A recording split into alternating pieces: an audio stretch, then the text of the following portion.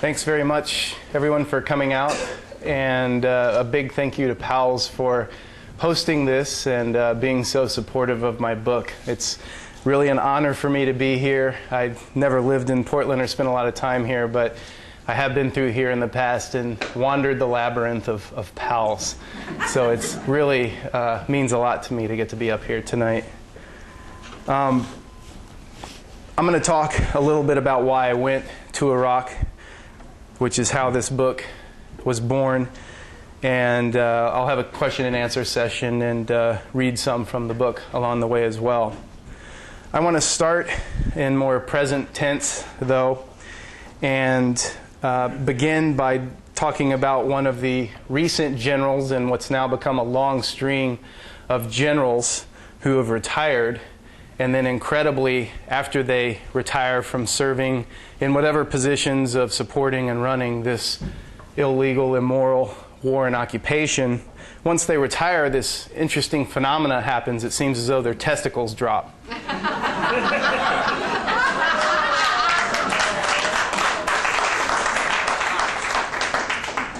So the individual with his newfound testicles I'd like to start with is a former top U.S. general who was the CENTCOM commander. CENTCOM is Central Command, the U.S. headquarters for the military in the Middle East in Doha, Qatar.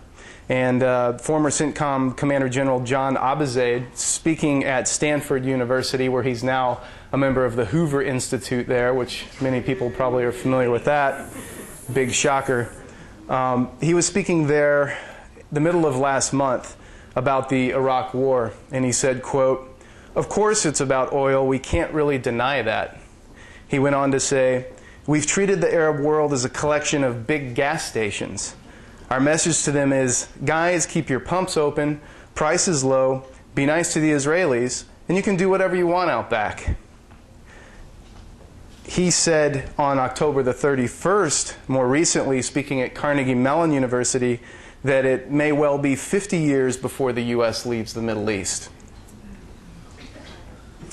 It was roughly a month after, before he had made that first comment that even the former Federal Reserve Chair, Alan Greenspan, wrote, quote, "The Iraq War is largely about oil." So here we are approaching the 5th year anniversary of the invasion, and it's become commonplace now, almost in vogue, for retired generals, retired administration officials to come out and denounce the occupation or be critical of it, at least to the extent of discussing how it should be run differently, etc. I want to back up now to the time period when the propaganda campaign for the invasion was launched.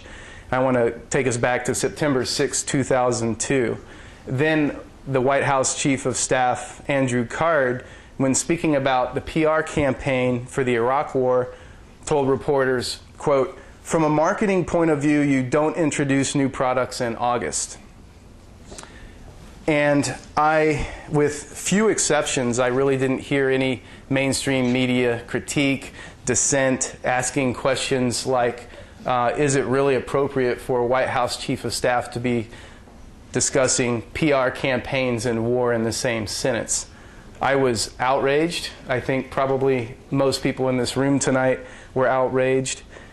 And it was really because this was just the very beginning. It got worse because launching a PR campaign for war is exactly what Andrew Card did.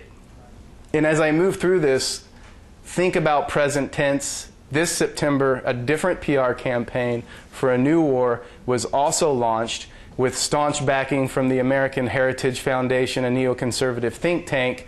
And here we are today with the rhetoric continuing. But I'll get back to that a little bit later.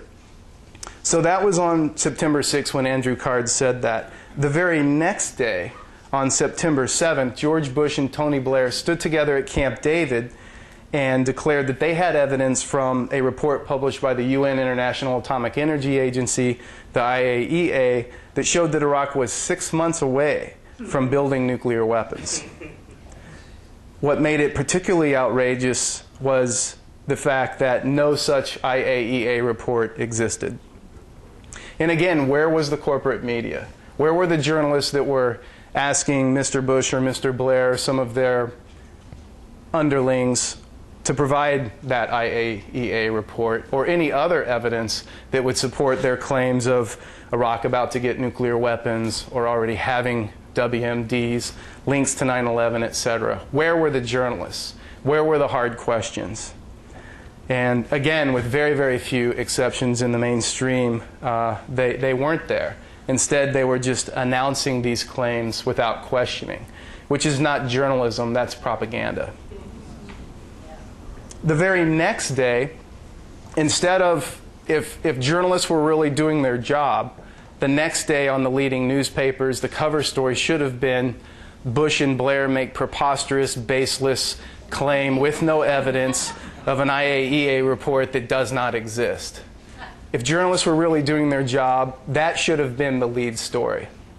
Instead, the very next day, September 8, 2002, the cover story, the front page story on the New York Times, co-authored by Judith Miller and Michael Gordon of WMD notoriety, Michael Gordon still working for the Times, of course, in which they proudly quoted their favorite sources. This one, a Bush administration official, anonymous of course, as saying, quote, "Iraq has stepped up its quest for nuclear weapons and has embarked on a worldwide hunt for materials to make an atomic bomb." And again, no questioning whatsoever of where's the evidence, let's have the hard evidence, show us something. If you're going to take the country into war against another country, things like evidence would be particularly important. But again, it wasn't there. And I was completely outraged and simultaneously baffled that, with few exceptions again, the corporate media was silenced instead of doing the job as journalists should do and asking the hard questions.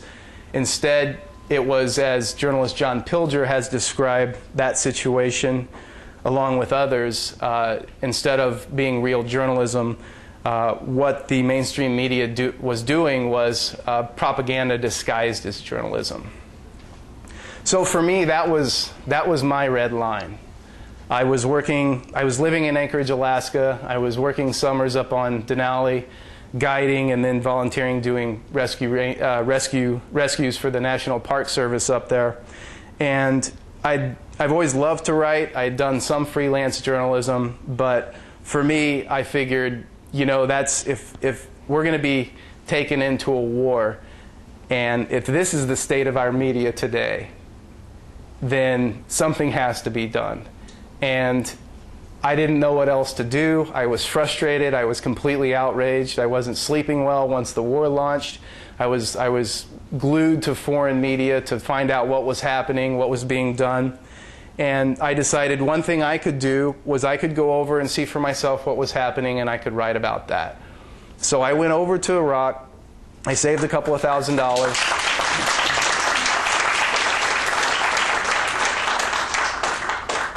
And I'm just sharing this story because I'm not a professional journalist. I didn't go to JA school, all the stuff that you're supposed to do to become a so-called professional journalist. And I share all this because if anyone here thinks you can't make a difference, think again.